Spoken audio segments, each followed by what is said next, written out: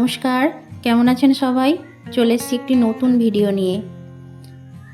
কালকে রাত্রের দিকে একটু বৃষ্টি হয়েছিল, তাই আজকে বেশ চারদিকটা একটু জল জল হয়ে আছে। তার মধ্যে বেশ অনেকগুলো বাসনও পড়ে আছে, তাই ভাবলাম আগে বাসনগুলো পরিষ্কার করে নিই, এরপর ঘরটর মুছে নিয়ে রেডি হব। তো বলতে বলতে আপনাদের সাথে কথা, বাসনটা পরিষ্কার করা হয়ে গেছে, আর এদিকে টুকটাক আরও কিছু কাজ জমেছিল, সেইগুলো করে নিয়েছি। নিয়ে যথারীতি আমি তো স্নান করে রান্না চাপাই, তো স্নান করে আমি চলে এসেছি আর এখন বসছি মুড়ি খেতে। আজকের দিনটা একটা স্পেশাল দিন, কেননা আজকে হলো শিবরাত্রি। তো সকাল থেকেই উপোস সাম্য আর সাম্যর বাবাকে, সেই জন্য একটু মুড়ি খেতে দিচ্ছি। আমাদের উপোস তো আর কি হয়েছে, ওদের তো আর না, তাই ওদেরকেই মুড়ি দিচ্ছি।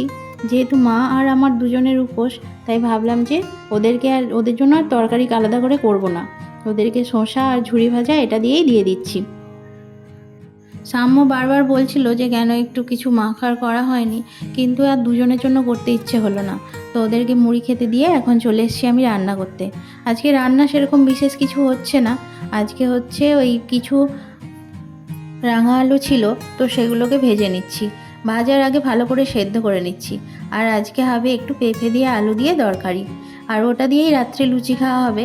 উপোস করে জল ঢেলে আসার পর তো লুচি খাওয়া হবে, তো ভাবলাম যে একটু পেঁপে আলুর তরকারি করি, লুচিটা খাওয়া হয়ে যাবে। আর এই যে পেঁপেটা দেখতে পাচ্ছেন, এটা কিন্তু আমাদের গাছের পেঁপে, কি খুব বড় হয়েছে কিন্তু। চলুন, আপনাদের সাথে কথা বলতে বলতে আমার রাঙা আলুগুলো প্রায় ভাজা হয়ে গেছে। এবার আমি পেঁপে আলুর তরকারিটা বসিয়ে দিই।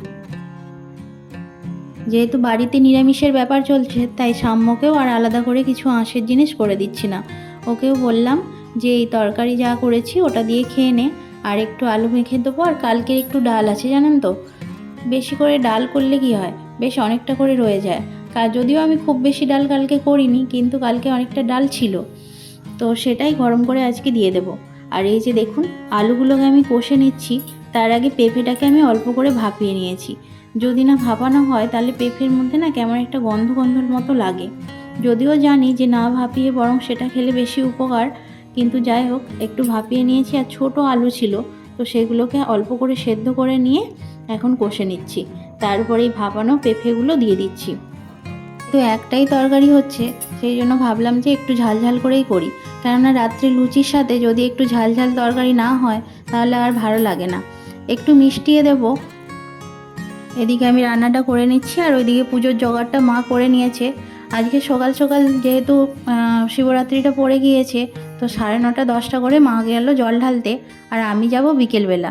এদিকটা গুছিয়ে নিয়ে ওইদিকে বিকেলবেলা যাব। তো চলুন, কথা বলতে বলতে বেশ অনেকটা দেরি হয়ে গেছে, আর সবার খাওয়া দাওয়া কমপ্লিটও হয়ে গেছে। আর এখন বাজে ঘড়িতে প্রায় 3:30 মতো। আমিও রেডি হয়ে যাচ্ছি শিবের মাথায় জল ঢালার জন্য। আমাদের এখান থেকে তারকেশ্বর মন্দির যেতে প্রায় 15 মিনিট মতো লাগে। আমাদের এখান থেকে লোকনাথ মন্দিরটা খুব সামনে, তাই ভাবলাম যে লোকনাথ মন্দিরেই যাই। তারকেশ্বর মন্দিরে বিয়ের পর একবার গিয়েছিলাম, তারপর আর যাওয়া সম্ভব হয়ে ওঠেনি, কেননা আমি যেতে চাইলে না সাম্যও আমার সাথে যায়। এবার ওকে নিয়ে যেহেতু ভীষণ ভিড় হয়, তাই ওকে নিয়ে আর আমার যাওয়া সম্ভব হয়ে ওঠেনি। এই লোকনাথ বাবার মন্দিরেই এখানে শিবলিঙ্গ আছে, তো এখানেই জল ঢেলে দেওয়া হয়। সাম্যও আমার সাথে যায়। তো আমি রেডি হয়ে নিচ্ছি, ওদিকে সাম্যকে সাম্যর বাবা রেডি করে দিচ্ছে। যেহেতু পুজোতে কী কী লাগবে সেগুলো সব মা রেডি করে রাখে, সেই জন্য এটা আমার একটা সুবিধেই হয়েছে। তো চলুন, এবার পুজোর সমস্ত জিনিসপত্রগুলো নিয়ে এবার আমি বেরিয়ে যাব। বেশ অনেক দিন পর এই শাড়িটা পরলাম। এই শাড়িটা পরে আমাকে কেমন লাগছে একটু বলুন তো। আর আপনারা সবাই নিশ্চয়ই অনেকেই জল ঢালছেন, যারা আমার দিদি বোনেরা আছেন। তো চলুন এবার যাই। এদিকে দেখুন না, আমি ভিডিও করছি বলে সাম্যও আমার কাছে চলে এসেছে ছবি তুলতে। তো ও তো মুখ বাঁকিয়ে এদিক সেদিক করে, ওকে বললাম যে একটা ছবি তুলবো, তো ও আর স্থির হয়ে তো দাঁড়াতে পারে না। তো যেমন করে যতটা যেভাবে যা দাঁড়িয়েছে সেটাতেই একটা ছবি তুলে নিলাম। আর এখানে এসে আমি এবার সমস্ত উপকরণ নিয়ে নিয়েছি। বিয়ের আগে আমি মাত্র একবারই শিবের উপোস করেছিলাম। তো বিয়ের পর থেকে প্রতি বছরই এই শিবরাত্রি আমি করে থাকি, আর বেশ মনে আনন্দও লাগে। আমি যেহেতু আমার সাথে করে ফোনটা নিয়ে যাচ্ছি না, তাই আপনাদের আর দেখাতে পারলাম না যে মন্দিরটি কীরকম। পরে অবশ্যই আপনাদের একবার দেখাবো। তো চলুন, আজকে আমি এখন বেরিয়ে পড়েছি মন্দিরের উদ্দেশ্যে, তাই এই ব্লগটি এখানেই শেষ করছি। আবার দেখা হবে পরের একটি ব্লগে। ততদিন আপনারা সবাই সুস্থ থাকবেন, ভালো থাকবেন ও সচেতন থাকবেন। সেই সাথে নিজেদের খেয়াল রাখবেন। নমস্কার।